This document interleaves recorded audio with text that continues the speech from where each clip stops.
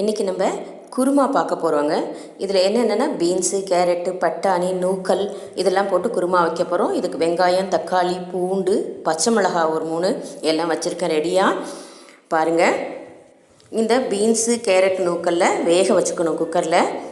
இதுக்கு தேங்காய், கசகசா, பெருஞ்சீரகம் ஒரு 4 முந்திரி அதை போட்டு அரைக்கிறதுக்கு அரைச்சி வச்சுக்கணும் ரெடியாக. நம்ம இப்போ ஒரு கடாய் போட்டு அதில் பூண்டு, பச்சை மிளகாய் போட்டு ஃபஸ்ட்டு வதக்கிடுறேன்.